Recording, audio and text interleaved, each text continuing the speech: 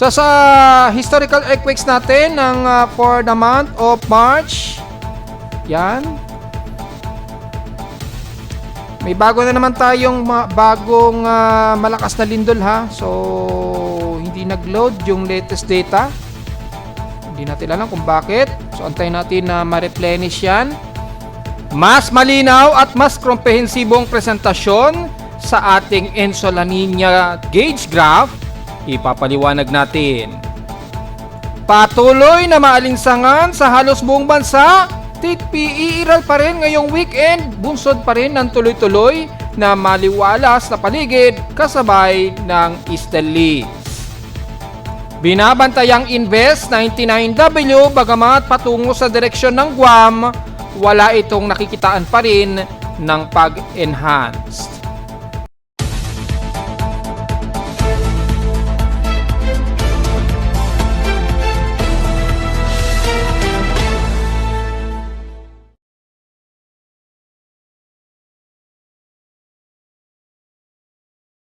Hello, good morning mga folks. Welcome po muli sa ating Daily Weather Bulletin at Analysis para sa araw ng Sabado, March 28, 2026. Ang oras sa ating Boss Prime may maga ay alas 10:51 na ng umaga.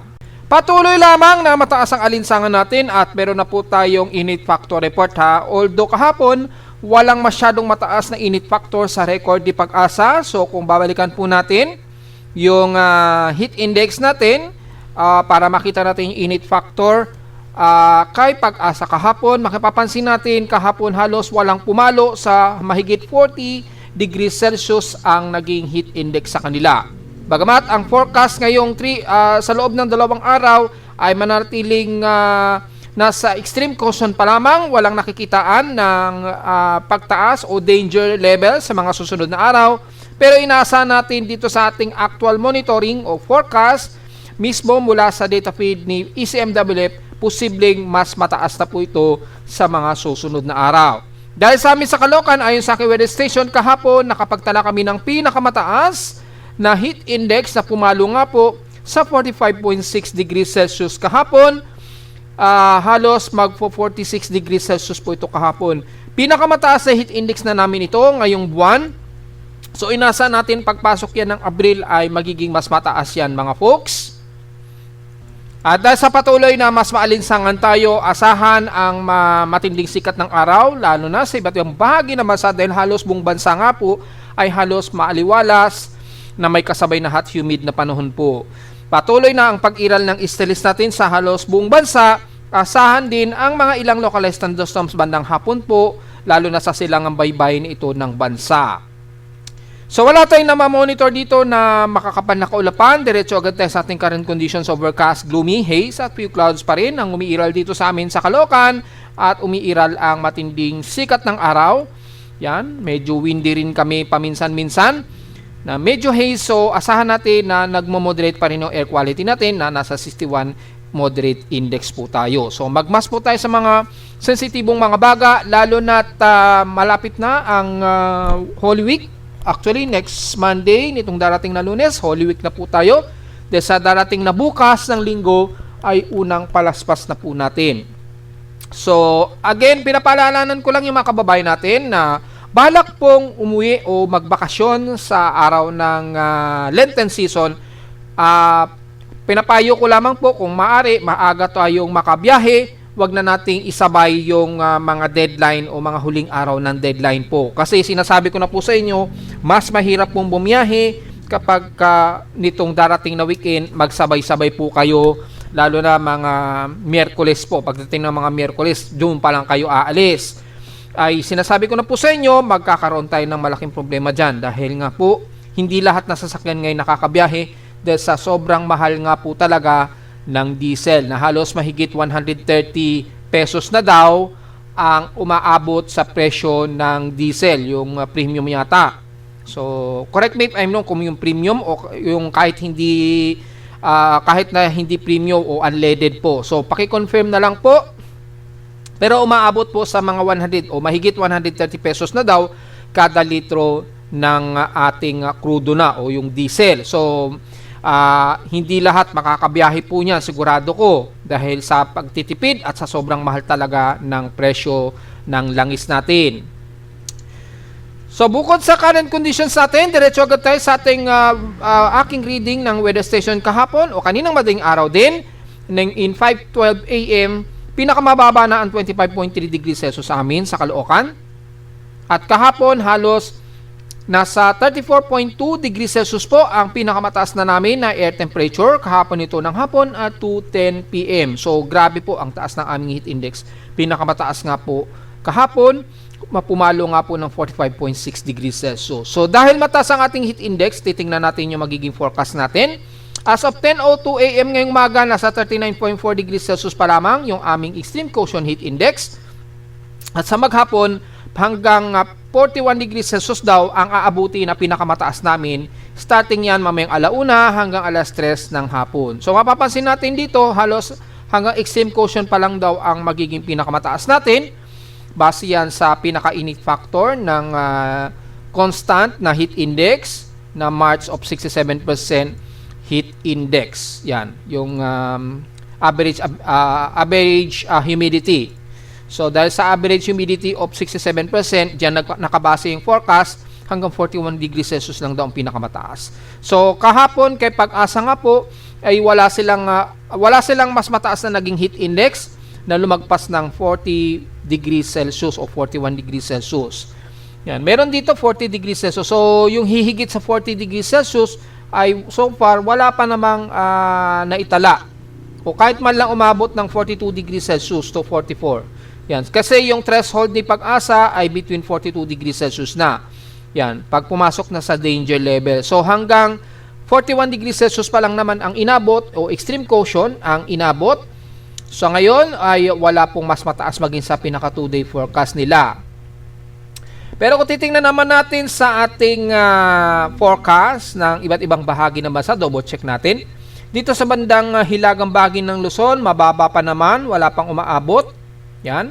So medyo mababa pa maging sa Santiago o bandang Isabela. So mababa. Pangasinan, double check natin. Yan. So 39 dito medyo mas magiging mainit daw ang forecast. Pinakamataas 39 degrees Celsius ngayong 10 at aabot pa daw ito hanggang 43 degrees Celsius mamayang alauna hanggang alas 2 ng hapon. So, dyan yan sa bandang Pangasinan sa Dagupan.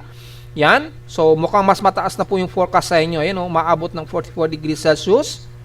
Yung umaabot na pinakamataas na heat index. So, halos heat danger tayo.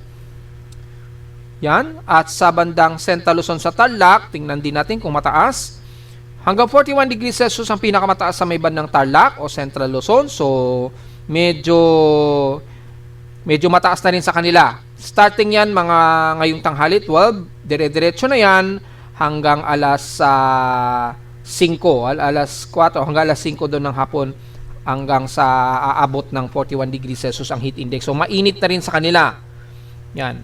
Then pagdating po bukas daw ay posible pa itong mabot sa more than 42 degrees Celsius. Ayan, bukas daw yan.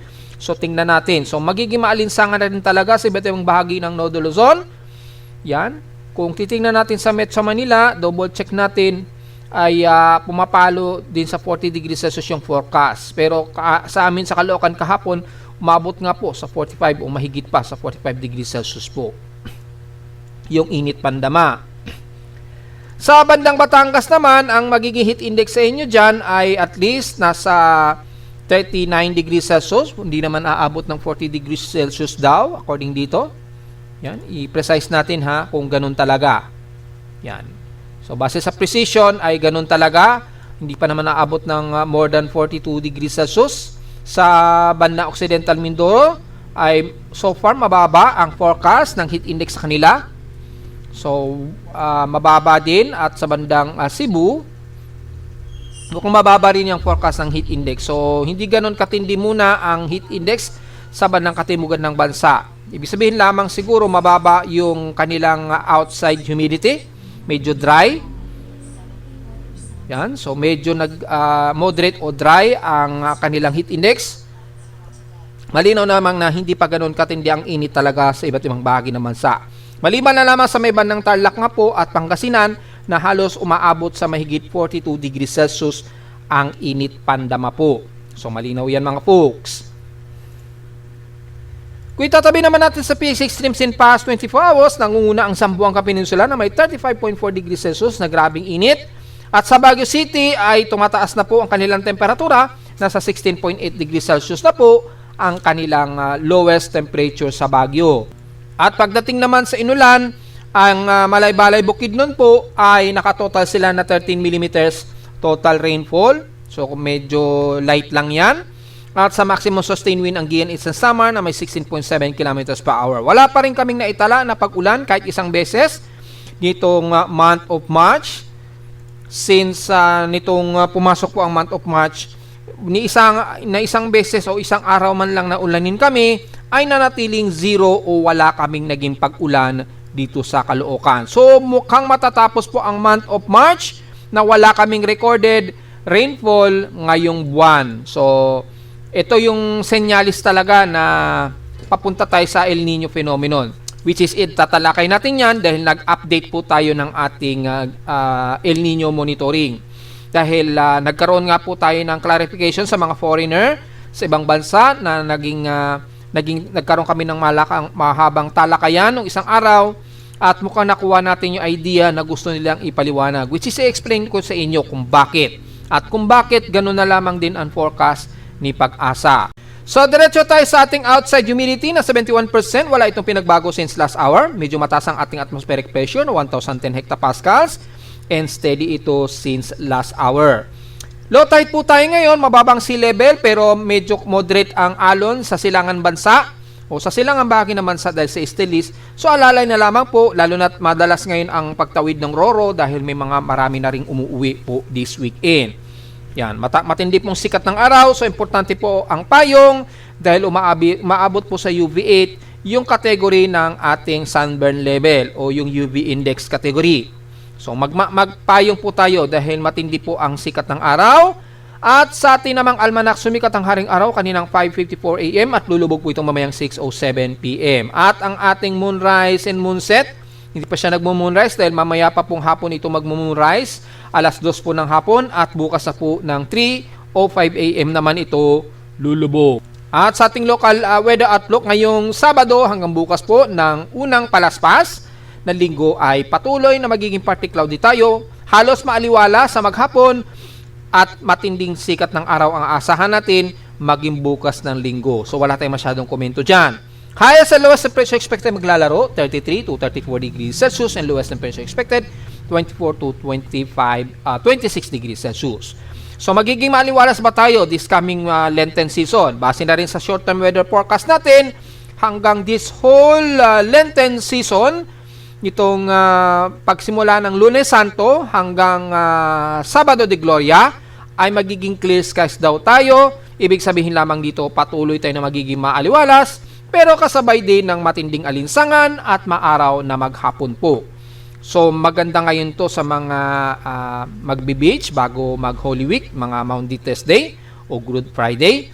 Maganda ngayon to sa mga nagbabakasyon ngayon, starting Lunes Santo nga po. So magiging clear skies tayo hanggang Sabado de Gloria daw. At pagdating ng susunod na linggo, ito yung Eastern Sunday next week, ay mayroon daw 20% na tsansa na uulanin dito sa amin sa Caloocan. Maaaring hindi dito sa amin mismo sa Caloocan, maaaring sa ibang bahagi po ng Metro Manila siguro. Yan. Unang linggo na yan ng April. So, mga first week na yan ng April. Mga Wednesday kasi is April 1 na po. So, yun po. Wednesday is April 1 na po kasi. So, yun po ang pinaka-forecast natin at diretso agad tayo sa ating ulat panahon gamit ang ating satellite imagery. Yan, halos clear skies pa rin po tayo. Ilan lamang nakaulapan at halos tuloy-tuloy lamang na klaro ang ating paligid. So, kung i-activate natin yung water vapor, para makita natin yung amount ng water vapor, mapapansin natin napakakunti lang din yung water vapor. Medyo moderate dito sa may bandang Northern Mindanao and the rest ng Mindanao, medyo mataas yung water vapor kaya medyo hindi ganun kainit ang kanilang hot humid dyan sa paligid. Medyo mataas po yung ating water vapor sa may bandang Mindanao. Kung titingnan natin dito, ayan, medyo minor to moderate ang water vapor sa may bandang Mindanao. Pero rest ng bansa mula Visayas hanggang Luzon, halos walang gaano, halos tuyo ang ating himpapawid po o very clear skies po, yun, no? Halos wala tayong water vapor, so i-activate natin yung infrared visible. Halos wala tayong kaulapan na namamataan sa halos buong bansa. Makikita natin ang epekto po ng dryness at alinsangan dahil po sa halos wala tayong kaulapan sa buong bansa. Very minor to very moderate lamang ang mga kaulapan ang iira. So wala tayong magiging komento sa buong bansa dahil halos entire ng ating bansa ay walang gaanong maulap na himpapawurin. Mga ilang partly cloudy lamang sa may bandang Northern Mindanao at bandang Surigao Region o Caraga, pero lalalabi ng buong bansa, halos clear skies, moderate at fairly weather ang nagiging panahon natin. So activate natin yung ibang infrared, halos ganun din. Ayan, oh. Wala tayong masyadong infrared. May mga kaulapan lamang dito sa may bandang Aurora Region. Yan, may mga partly cloudy tayo dyan to some mostly cloudy sa may bandang Aurora Region hanggang Polillo Islands. Pero manipisan lamang po natin. Yung BO3 na yan na sector, yan yung infrared na mas nakikita natin na mga low altitude na mga kaulapan. Kasi mga higher altitude, more than 600 meters, medyo hindi natatanaw yan. So, binabaan natin, makikita natin may mga kaulapan sa may bandang Aurora Region. So, dust lines para sa flow ng hangin at kasabay ang water vapor, makikita natin halos clear skies lang din. So, talagang wala tayong magiging komento talaga dahil maging sa heavy rain potential, wala. Very clear skies po tayo. Pero yung mga chance na pagkulog at pagkidlat, very minimal lamang. Typically, dito sa may bandang Aurora Region siguro. Yan, may mga ilang posibleng lightning o mga ilang pagkulog at pagkidlat siguro mamumuo dito, lalo na mamayang hapon. Yan, yung mga medyo nagkakaroon ng kulay na yan, yung mga wave na yan, yung mga infrared colors na yan. Potentially, posibleng may mga ilang minor na ilang mga localized thunderstorms yan. Yan. Pero very minimal, napakakaunti lamang ang mga potential na localized thunderstorms. Ayan, naka-infrared lightning tayo. Ito yung satellite ng Himawari na kayang makita yung mga potential na lightning strikes sa kaulapan, which is medyo makapal-kapal dito nga sa may bandang Isabela, Aurora, hanggang dito sa may bandang Polillo Island. So, siguro mamayang hapon o anytime ngayon ay posibleng magkaroon ng mga ilang pagkulog at pagkidlat dyan. So, medyo alisto lang po tayo mga folks sa mga kababayan natin na nariyan. Posibleng kung hindi ngayong tanghali, baka mamayang hapon magkaroon ng pagkulog at pagkidlat. Pero sa nalalabi naman sa halos, very minimal lamang. Typically sa may bandang dagat Pasipiko lang madalas maaaring magkaroon ng mga pagkulog at pagkidlat. Yung mga may mga cluster na kaulapan na yan, lalo na dito sa may bandang hilagang bahagi ng extreme Northern Luzon yan, medyo malakas ang pagkulog at pagkidlat dyan. Pero sa nalalabi naman sa halos wala tayong gaanong pagkulog at pagkidlat, very minimal lamang po. So yun lamang po, ito po yung true colors niya. So halos wala ni ganong kaulapan, medyo moderate lamang dito sa may bandang Isabela. Yan, at ilang bandang Aurora Region lamang. Yung i-reprojection natin, makikita natin halos walang gaanong kaulapan din. Ito na yung actual satellite capture na nakukuha ng satellite imagery. Halos walang kaulapan po. Kitang-kita po yung buong karagatan natin sa buong bansa.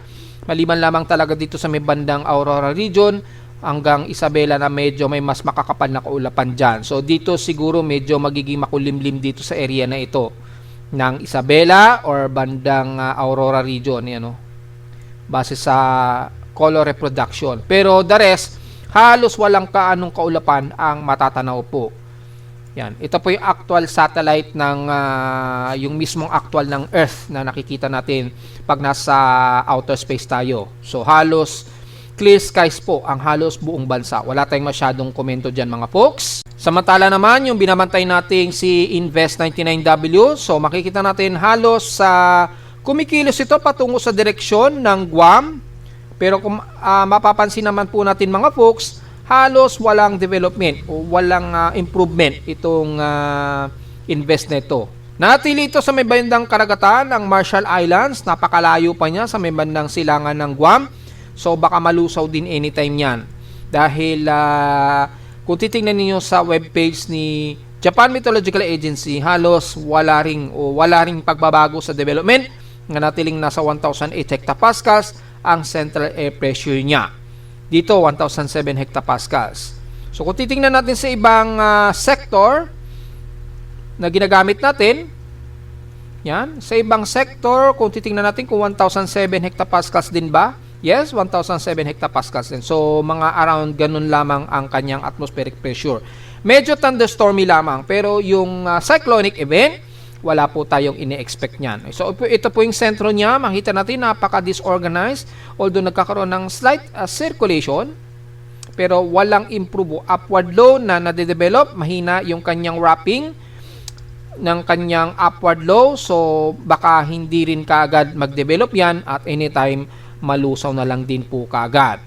At mula naman sa ating global forecast assessment monitoring, kung titingnan natin kung baka bulagain tayo sa magkaroon ng rapid intensification or RI, baka biglang magkaroon ng RI kasi medyo mainit-init pa rin ang temperatura dyan. Well, base dito sa ating West Pacific Basin experimental monitoring, halos walang projection itong si 99W, halos wala. Very minor lamang at yung horizontal anomaly napakababa, so very less likely lamang. Pero yung forecast kasi, mapapansin natin dito, at least 20% sa may bandang Guam po na maaaring magkaroon ng invest o low pressure area, which is ito na nga po si 99W. Pero yung lalapit sa Pilipinas, halos wala o halos walang lalapit sa Pilipinas na anumang tropical o tropical wave na mamumuo. Ganon din dito sa ating mga ibang global spectral model na ginagamit natin, very less likely lamang ito. Magkakaroon lang ng mga ilang circulation dito o pagbaba ng atmospheric pressure, pero less likely lang itong lalapit sa bansa. Yan. Ito naman yung mean sea level pressure, medyo bumababa yung atmospheric dito sa may bandang Marshall Islands, kaya natural lamang na minsan nagkakaroon ng development of tropical wave. Yan. Yung strike probability niya, malapit sa Guam, halos 60%. So, mataas po yung likeliness itong C99W na under tropical cyclone strike probability. Pero, wala itong banta sa Pilipinas, so wala tayong masyadong magiging komento din.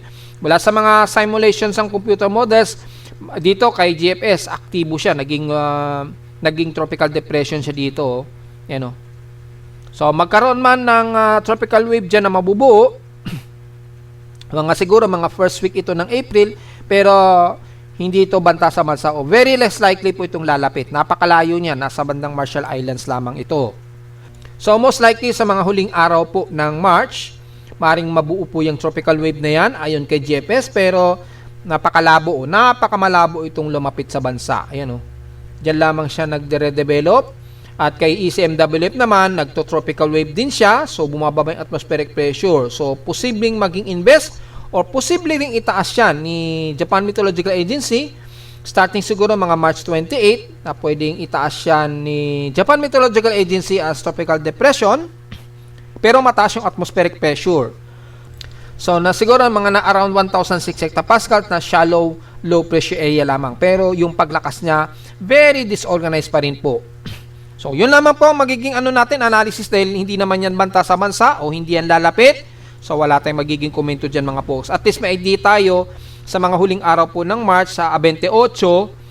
Actually, ngayong araw ito, maaaring mabuo yan o yung itong C99W, maaaring itaas pa yan as tropical depression ni Japan Meteorological Agency, pero very less likely lalapit talaga sa anumang kalupaan o pumasok man lang ng Philippine Area of Responsibility. So, yun lamang po yung pinaka-komento natin dito sa binabantayan na itong C-Invest 99W. So, maaring maging tropical depression yan just in case nang itatawag yan ng mga ibang agency, malamang mga first week na siguro yan ng April. So, tingnan, double check natin hanggang nitong huling mga araw ng March. Yan.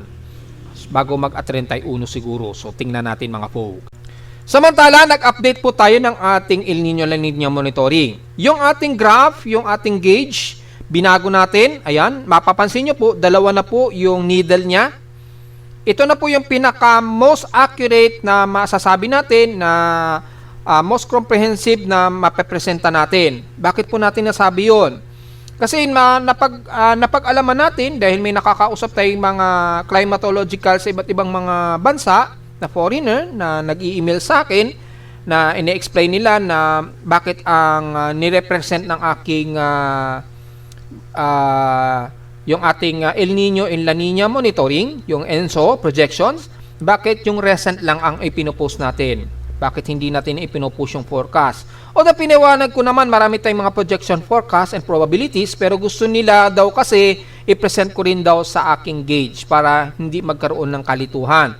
Although dito, mas na-impress sila sa aking monitoring dahil dito, nakukuha natin yung percentage of development at percentage kung anong mga bonds ito. Bakit hindi ko raw ilagay sa ating monitoring gauge? Dahil napakaganda raw ng aking gauge dahil dynamic yung presentation. So, nagkaroon kami ng konting debate which is naintindihan ko na dapat i-present ko yung ating recent report. Ito yung kasalukuyan natin nung last February. Ayan, nakalagay natin yung recent date is February. Ito yung huling ni-release ng NOAA, yung data, February 2026. Makikita nyo rin yan dito sa baba sa ating Oceanic El Nino, La Nina Index. Yan, negative 0.19 degrees Celsius. Under neutral po siya. So, nasa neutral o inactive na po yan. So, makikita nyo po yan, yung huling record, mapapansin nyo po, February 2026 po siya. Which is yan po yung recent na minomonitor natin. Ang question daw nila is, bakit wala tayong forecast o yung tinatag na watch na tinatawag ni Pag-asa? Well, kung babalikan natin sa El Nino ni Pag-asa, buksan natin yung webpage ni Pag-asa para mas may context tayo. Yan, bisitahin natin yung webpage niya Ito po yung climate monitoring, El Nino and La Nina monitoring. Nung nakarang araw, mapapansin nyo po, nagtaas na si Pag-asa ng kanilang El Nino watch. Mapapansin nyo po, naka-indicate siya as indicated watch. Yan. Naka-indicated watch po siya. Pero wala siyang recent data. Wala siyang recent data, di ba? Ibig sabihin lang nito, yung pinapresent ni Pag-asa, yan yung magiging forecast o yung mga future na posibleng development ng sea surface temperature. So, yung outlook ni Pag-asa, ang ginagamit niya, yung future forecast. Hindi nila ginagamit yung recent data, which is yung negative 0.19 degrees Celsius, which is sa ngayon, under neutral circumstances pa lang tayo. So, para daw mas maging comprehensive daw yung presentation natin, bakit hindi ko raw isama yung recent data at yung forecast data? Which is nakakuha tayo na idea na pinag-eksperimentohin natin kahapon gamit ang ating nalalaman sa programming, at which is nakuha ko yung idea na bakit hindi ko gamitin yung ENSO probability. Papapansin nyo po kay Pag-asa, nasa minor ang point niya, which is indicated sa kanya El Nino watch. Pero dito, hindi detalyado kasi nakalagay El Nino watch, hindi nga lang nakalagay kung minor ba yan, moderate ba yan, o high. Pero base dito sa color ng legend, syempre nakatutok siya sa minor El Nino. Hindi nga lang nakalagay dito sa itaas. Dapat imbis na El Nino watch, nakalagay dapat minor El Nino. Then, yung point niya is indicated as on monitoring or on watch monitoring. Ibig sabihin, under forecast. So, which is nakakuha tayo na idea, yun po ang ginawa natin. Mula sa ating programming ay ginawa natin is ginamit natin yung forecast ng ating seasonal cycle ng ating ENSO projections probability. Yan. Which is, mapapansin nyo po, yung ENSO forecast projection, makikita nyo po, 0.56 degrees Celsius, May, June, July po. Which is, ito na nga po yun. Ayan, on watch is May, June, July, 0.56 degrees Celsius po. Yan. 0.56, which is, ito po yung ating El Nino watch. Yan. Itong needle na ito po yung El Nido watch natin. ENSO watch. Yan. O ENSO SST watch, kasi pwede kasing mag-La Nina yan or mag-El Nino. So, naka-point din siya sa minor El Nino watch. Ano? Minor El Nino watch. Yan. Kung saan tumuturo yung needle, susunod yan. Itong watch na yan, at recent. Itong needle na ito, na kulay green, yan po yung pinaka-recent data natin, which is nirelease noong February 2026. Ito yung February 2026 na ito. Yan. Yan yung pinakahuling recent data. Ito po yun. Ito po yun, yung huling ni-release. Kung mapapansin nyo po, ito March na. Dito, ang recent data niya is February. Supposed to be dapat, yung recent date niyan dapat for March na rin. Pero kasi yung huling record niya is February. Yan o. Yan. So, tingnan natin, dahil March na po kasi ito, dapat March na rin na naka-indicate dito. So, ngayon ko lang din napansin. Pero kasi yung data kasi nito, yung actual data ng recent ay nasa February pa rin po. Ayun o, 0.19. Sabagay, ito kasi forecast ito, hindi pa ito yung actual na data. Ito po yung huling recent data natin, February 2026 po. Which is yan po yung recent data natin, na which is nasa under neutral category pa rin tayo ngayong month na ito. Yan. So, nakalagay recent. So, very comprehensive sa titingin. Malino po na ang ating ENSO SST ngayon, kasalukuyang inactive pa siya. Pero, sa ating El Nino o La Nina Watch o yung forecast, malinaw na meron na tayong El Nino Watch, pero minor El Nino pa lang ito. Ay nakalagay minor. Yan. Ito dapat ang tama. Minor, medium o moderate or high. Which is kulay pula, ibig sabihin, meaning yan ay El Nino. Pag kulay blue kasi is La Nina, 'di ba? Itong zone na ito is La Nina zone at ito namang red zone is El Nino zone. So malinaw tayo, meron tayong minor El Nino watch which is ang minor El Nino watch natin within May, June, July. Makikita nyo rin yan sa ating ENSO projections probability. Ayan, May, June, July which is 0.56 degrees Celsius po o 61.2%. So parehong-pareho kay Pag-asa, di ba? Ang problema nga lang kay Pag-asa, hindi specific yung pointing ng needle nila. Basta lang nakatutok lang sa watch. Pero walang specific kung gaano ito kalakas o yung projection. So, dapat minor lamang. Kung naka-indicate sa as minor, dapat naka-point ito sa 0.56 degrees Celsius positive. So, malinaw lamang na under minor El Nino watch tayo. Sa magustong ito yung napagdebatehan namin which is nakuha natin idea at in-apply natin ngayon sa ating El Nino monitoring. So makikita nyo po ngayon, dalawa na po yung needle natin, isang recent data which is kasalukuyang neutral pa tayo, pero yung magiging watch natin o yung forecast natin ay nasa minor El Nino watch na tayo na may 0.56 degrees Celsius starting po yan ng May, June o July. So makikita nyo rin dito sa synopsis, malinaw naman po dito sa synopsis, mga bandang May, June, July, inaasahan natin ay 55% kay NOAA na tsansa na magkakaroon tayo ng minor na. Magkakaroon tayo ng minor El Nino na. And then in August po, tuloy-tuloy na po, most likely 62% chance. Ito nga po yun. Ayan o, 0.63 degrees Celsius. Ito yung sinasabi ni NOAA na most likely El Nino actively mag-emerge at 62%.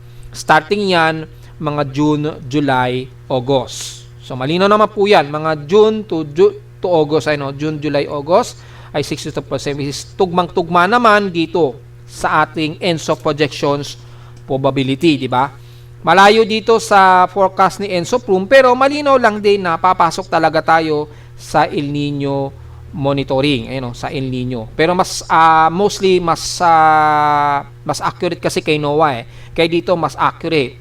Nilagay na rin natin sa gauge para meron na rin tayong El Nino o La Nina watch at recent data natin na which is kasalukuyan nga po ay nasa neutral category pa lang tayo. Pagpasok yan ng mga bandang May, June, July, doon pa lang papasok yung ating recent data na meron na talaga tayong minor El Nino. So, meron na tayong minor El Nino watch, ha? So, malinaw po yung mga folks, ha? Mas accurate na po itong presentation natin, ha? Sa mga nagre-request na baguhin natin daw yung ating gauge na sana naka-present na rin yung ating ENSO gauge for watch or monitoring o forecast at yung ating recent ENSO SST, yung ating recent data. Yan. At nilagay na natin yan sa isang gauge. O, malinaw yan mga folks, ha? Malinaw na meron talaga tayong minor El Nino sa darating na May, June, and July. Samantala sa ulat lindol, well, kalmado naman ang ating seismometer. So mukhang wala tayong gaanong matitinding mga seismic noise ngayon o feedback. So medyo malinis ang ating seismograph. Medyo good news naman yan mga folks. At so far mula kahapon, wala tayong masyadong malalakas na mga paginig na naitatala ng aking weather station dito sa Caloocan. Except yung huling recorded natin na malakas ang paginig na sa may bandang Tonga Islands po. Ayan. So, after nyan, wala naman tayong nadetect so far. At mula sa data feed ni PBOX, mula kaninang madaling araw, ay so far, wala ring kahit isang magnitude 4 tayo na naire-record sa ngayon. Ayun, wala masyado. Pero marami na po tayong registered na mga bagong input na mga pagyayinig, although minor and some moderate lamang ito. So, wala naman tayong medyo mas malakas-lakas na mga paginig na naitatala so far. Sa ibang bansa naman ay meron isa sa Samoa Islands, magnitude 5.4, malayo naman siguro to. Yan, sa may bandang Samoa Islands. Typically, medyo yanigin dyan sa paligid na yan ng Fiji o ng Samoa ha. So, tingnan natin kung may tsunami warning na itinaas. Double check natin. Yan, so mukhang wala namang latest na tsunami warning. Tayo natin mag-load ngayon dahil medyo mabagal yung ating internet so far. Wala pong match.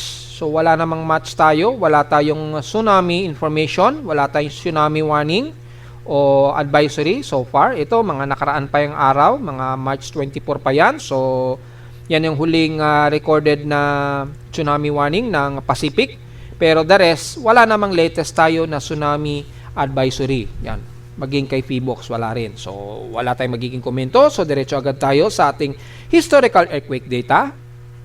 At kapapasok lamang ng ating earthquake monitoring, merong isang magnitude 5.4. Ngayong 11:33 AM lamang. Dito sa may bandang Balot Island na naman ito or halos southeast ng Sarangani Island, Davao or Occidental. Magnitude 5.4 po ito na may epicentral depth na 202 km ang lalim. So malalim-lalim naman siya. So hindi masyado penetrative nung madetect na aking seismometer sa Caloocan. Hindi masyado penetrative dahil sobrang lalim na epicentral depth niya. Pero asahan ang intensity 3 sa paligid po ng Davao Occidental, lalo na ang Jose Abad Santos, Sarangani, Guian, yan, General Santos City, mga intensity 2 to intensity 3 po yung malamang mararamdaman niyo po diyan. Yan. So bantayan niyo po mga folks at since nadagdagan tayo ng pangatlong total na lindol ngayon, depende, tingnan natin, baka i-degrade yan ni PBOX ha. Pero sa ngayon ay tatatlo po yung ating magnitude 5.0 so far. And the rest ay nasa wala pa namang magnitude 4 pero expected po ang aftershocks niyan na maitatala. So tingnan natin kung merong tsunami warning just in case dahil nasa karagatan po ito na develop. Wala pang latest issue si PBOX, so wala pa at walang impact ng bagong earthquake data. So balikan po natin yung USGS, baka nag-release na rin sila ng kanilang earthquake data. Ayun, mukhang kakalabas lang. Pero dito, magnitude 5.1. So, posibleng i-degrade yan ni PBOX. Ayan, magnitude 5.1. Ayan, 5.1 po. Kay PBOX kasi, nasa magnitude 5.4. So, baka ibabaya ni PBOX sa 5.1 din. Yan. So, lumabas na rin sa may bandang Sarangani, pero wala pang tsunami indication o tsunami advisory. Wala pa namang itinataas. Ayan, so far. So, i-refresh natin yung data. Wala pa talaga. So, wala pang tsunami advisory. Mag-post na lamang po tayo mamayang konti kung magkakaroon ng possible tsunami advisory. Pero nasa naman natin siguro wala namang masyadong magiging tsunami warning o pagtaas ng tsunami warning. Malalaman natin yan gamit ang ating buoys dito sa Davao City. Tingnan natin kung may pag-vibrate. Wala naman. So malinaw na wala tayong expected na tsunami warning dahil wala namang ripple ang na-detect ng ating sea level. Ayan o. normal pa rin siya. So mukhang wala naman siguro itataas sa tsunami advisory. Kung meron man, malamang ay less likely na banta ng tsunami. Wala naman siguro dahil negative po ang detection sa ngayon. Yan, wala. Press na natin yung webpage, wala pang latest output ngayong araw, wala. So antayin na lamang natin at ipopost din natin sa Facebook page. Siguro mag-update pa po sila ng data. I-recompute pa uli yan ni Feebox malamang. So baka i-degrade din nila kaagad dyan, mga folks. At narito naman nating 3-day weather forecast para sa araw ng Sabado, March 28, 2026.